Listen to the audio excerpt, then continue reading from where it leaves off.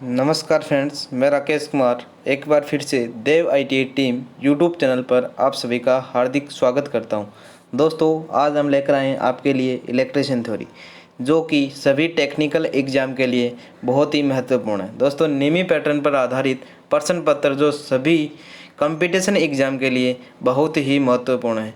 दोस्तों, यह question DMRC, ISRO, DRDO, ALP, JVNL, ITI आदि कंपटीशन एग्ज़ाम के लिए बहुत ही महत्वपूर्ण है। दोस्तों, आज की क्वेश्चन सीरीज हम शुरू करने वाले हैं।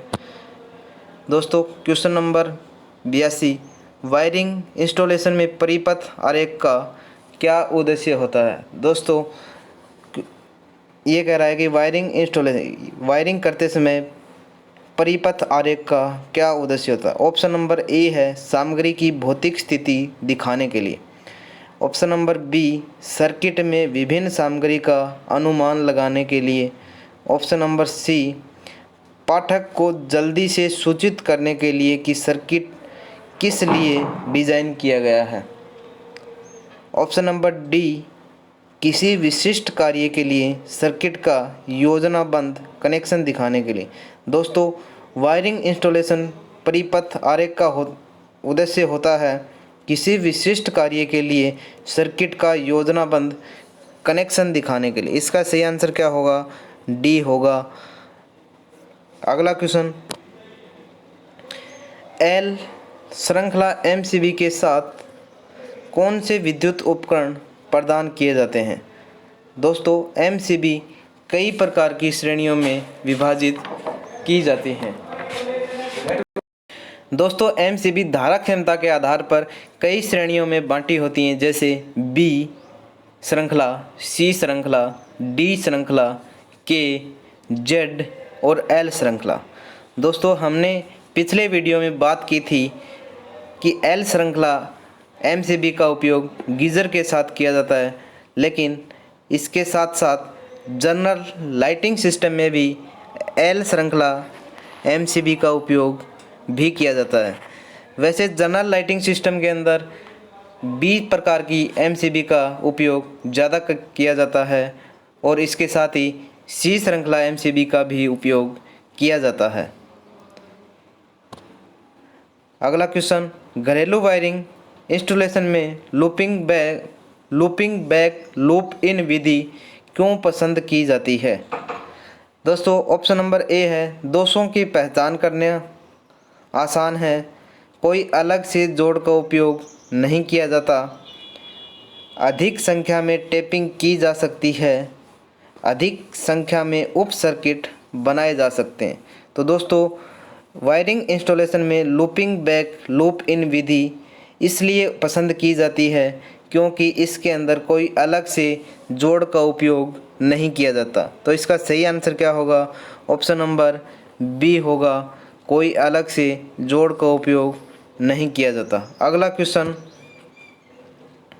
प्रदर्शित चिन्ह X क्या दर्शाता है। दोस्तों, हमें एक X का चिन्ह दर्शाया गया है एक लाइन के ऊपर, और इसका आज से पूछा है कि X का क्या मतलब है। ऑप्शन नंबर ए है लिब पर तार की संख्या। ऑप्शन नंबर बी है कनेक्ट होने के लिए स्विच की संख्या। ऑप्शन नंबर सी बैटन या पाइप की संख्या तय करना। ऑप्शन नंबर डी क्लैंप या क्लिप की संख्या तय करना। दोस्तों, यह जो इस तार के ऊपर एक लाइन दर्शाई गई है, इसका मतलब होता है लिब पर तार की संख्या, कि एक लाइन के अंदर कितने तार यहाँ से जा रहे हैं। जैसे यहाँ पे एक लाइन है तो एक तार जा रहा है, यहाँ पे आपको दो लाइन दिखाई दे रही हैं, तो यहाँ से कितनी तार जा रहे हैं? दो तार हैं, यहाँ एक है। ठीक है, इसका सही आंसर क्या होगा? लिब पर तार की संख्या, कि एक लिब पर कितने तार जा रहे हैं। अगला क्वेश्चन, वायरिंग विधि का क्या नाम है। दोस्तों, हमें एक डायग्राम दिया गया है कि इस विधि का क्या नाम है। ऑप्शन नंबर ए संयुक्त बॉक्स विधि। Option number B looping back विधि। Option number C plate ceiling rose का उपयोग करके लूप इन विधि। Option number D plate ceiling rose का उपयोग करके लूप इन विधि। दोस्तों इसका सही आंसर होगा बी, लूप बैक विधि। क्या होगा? Looping back method. अगला क्वेश्चन, आरेख का क्या नाम है? दोस्तों हमें एक डायग्राम दिया गया है और इसके बारे में पूछा है कि ये किसका डायग्राम है। Option number A CD wiring, option number B गोदाम wiring, option number C hostel wiring, option number D सुरंग वायरिंग। तो दोस्तों इसके अंदर एक लैंप लगा हुआ है और दो टू वे स्विच लगे हुए हैं। तो दोस्तों एक लैंप को दो स्थानों से नियंत्रित करने के लिए किस वायरिंग में किया जाता है? सीडी वायरिंग में किया जाता है। इसका सही आंसर क्या होगा? ऑप्शन नंबर ए। अगला क्वेश्चन, रिले का प्रकार क्या है? दोस्तों हमें एक डायग्राम दिया गया है और इसके बारे में पूछा है कि इसका क्या नाम है। ऑप्शन नंबर ए आवेग relay, option number B dry reed relay, option number C latching relay, option number D विद्युत चुंबकीय रिले। तो दोस्तों इसका सही आंसर होगा विद्युत चुंबकीय रिले। जो हमें डायग्राम दिखाया गया है ये किसका है? विद्युत चुंबकीय रिले का डायग्राम है। तो इसका सही आंसर क्या होगा? ऑप्शन नंबर डी होगा। अगला क्वेश्चन, अर्थ दोष लूप प्रतिबाधा की गणना करें यदि ELCB tripping current 30 milli ampere हो। हमारा ऑप्शन नंबर ए है 166 ओम, ऑप्शन नंबर बी है 1666 ओम, ऑप्शन नंबर सी है 16.66 ओम, ऑप्शन नंबर डी है 16,666 ओम। दोस्तों इसका सही आंसर क्या होगा? 1666 ओम होगा। यह इस प्रकार आया 50/30 गुणा 1000। तो हमारा आंसर आएगा 1666 ओम। अगला क्वेश्चन, यह वायरिंग का कौन सा प्रकार है? दोस्तों हमें एक डायग्राम दिखाया गया है, इसके अंदर पूछा है कि ये वायरिंग का कौन सा प्रकार। ऑप्शन नंबर ए है CTS wiring, option number B है cleat wiring, option number C है PVC conduit wiring, option number D है PVC केसिंग और केपिंग वायरिंग। दोस्तों ये डायग्राम दिखाया गया है, ये है क्लीट वायरिंग का है। किसका है? क्लीट वायरिंग का है। तो सही आंसर क्या होगा? Option number B. अगला क्वेश्चन, BIS के अनुसार कठोर कंड्यूट पर थ्रेड की लंबाई क्या है? दोस्तों एक स्टैंडर्ड थ्रेड की इकाई होती है 11 mm से 27 mm तक। एक स्टैंडर्ड पाइप के ऊपर 11 mm तक मिनिमम चूड़ियाँ होनी चाहिए। अगला क्वेश्चन, गैस टाइट विस्फोटक स्थापना के लिए किस प्रकार का कंड्यूट का उपयोग किया जाना चाहिए?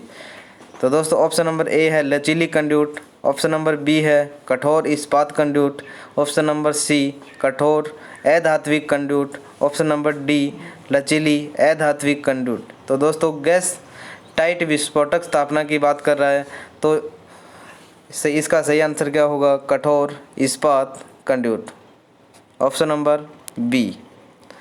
अगला क्वेश्चन, सर्किट ब्रेकर का क्या कार्य है?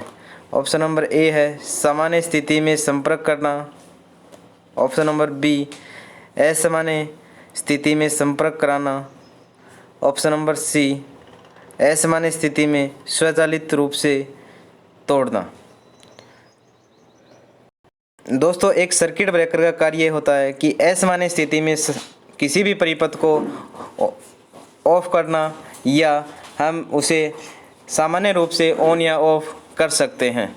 तो दोस्तों इसका सही आंसर क्या होगा? सी होगा, असामान्य स्थिति में स्वचालित रूप से परिपथ को तोड़ना। तो दोस्तों किसी भी आपातकालीन स्थिति में कहीं शॉर्ट सर्किट हो जाए या किसी को शॉक लग जाए तो यदि सर्किट ब्रेकर लगा हो तो वह ऑटोमेटिक क्या हो जाता है? ऑफ हो जाता है और कोई भी दुर्घटना होने से बच जाती है। अगला क्वेश्चन, MCB में द्विधात्विक पट्टी का क्या कार्य है? दोस्तों द्विधात्विक पट्टी लगाने का मुख्य उद्देश्य होता है ओवरलोड से सुरक्षा। यानी अति भार से बचाने के लिए किसका उपयोग किया जाता है? द्विधात्विक पट्टी का उपयोग किया जाता है। इसका सही आंसर क्या होगा? ऑप्शन नंबर ए होगा। अगला क्वेश्चन, विशिष्ट अवशिष्ट धारा सर्किट ब्रेकर द्वारा क्या सुरक्षा प्रदान की जाती है? दोस्तों, किसी भी परिपथ में अवशिष्ट धारा सर्किट ब्रेकर के द्वारा झटके से सुरक्षा की जाती है। किससे सुरक्षा की जाती है? झटके से सुरक्षा की जाती है। अगला क्वेश्चन, अस्थायी प्रतिष्ठानों के लिए कौन सी वायरिंग उपयुक्त की जाती है?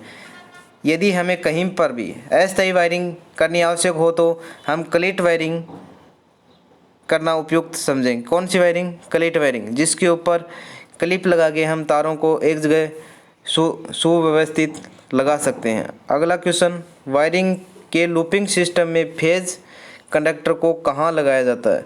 दोस्तों, किसी भी वायरिंग में यदि हम लूप सिस्टम फेज कंडक्टर को लगाना आवश्यक हो तो हम सॉकेट संयोजन के अंदर ही लगाएंगे। कहाँ लगाएंगे? सॉकेट संयोजन के अंदर लगाएंगे। तो इसका सही आंसर क्या होगा? ऑप्शन नंबर डी होगा। अगला क्वेश्चन, कितने लिंक क्लिप BIS नियमों के अनुसार कार्डबोर्ड बॉक्स में पैक किए जाते हैं? दोस्तों, ये पूछ रहा है कि एक पैकेट के अंदर कितनी क्लिप डाली जाती हैं। तो दोस्तों, स्टैंडर्ड कितनी होती हैं? 100 क्लिप होती हैं। किसी भी एक पैकेट के अंदर हम लेके आएंगे, एक बॉक्स के अंदर लेके आएंगे तो 100 क्लिप एक साथ आएंगी। अगला क्वेश्चन, वायरिंग सर्किट का अनुप्रयोग क्या है? दोस्तों, हमें एक डायग्राम दिया गया है कि इसका पूछा है कि ये है कि इसका क्या अनुप्रयोग है। तो ऑप्शन नंबर ए है 2 लैंप मंद संचालन। ऑप्शन नंबर बी है एक स्विच के द्वारा नियंत्रित 2 lamp. Option number C, lamp को स्विच द्वारा नियंत्रित करना। ऑप्शन नंबर डी, एक लैंप उज्ज्वल और 2 लैंप मंद। तो दोस्तों, इसका सही आंसर क्या होगा? डी होगा। क्या होगा? डी होगा, एक लैंप को उज्ज्वल और 2 लैंप को मंद संचालन।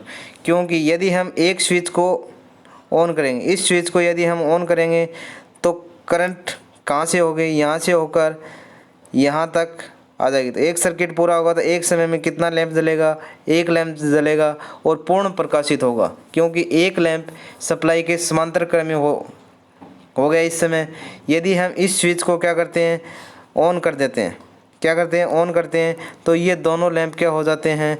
सीरीज के अंदर हो जाते हैं। तो दोनों लैंप क्या जलेंगे? मंद जलेंगे।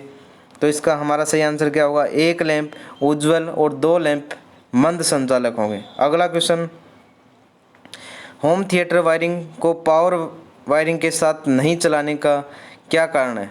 तो ऑप्शन नंबर ए है होम थिएटर वायरिंग में लीकेज करंट से बचें। तो दोस्तों, लीकेज करंट से बचने के लिए हमें वायरिंग का इंसुलेशन प्रतिरोध बढ़ाना पड़ेगा। Option number B, home theatre wiring में नियंत्रण तापमान।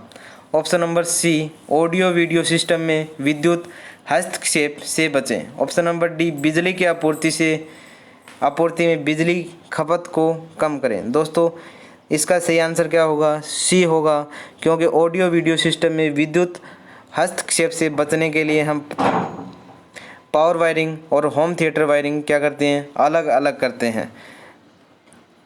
यदि हमारा वीडियो अच्छा लगा हो तो लाइक, शेयर और सब्सक्राइब ज़रूर करें। धन्यवाद।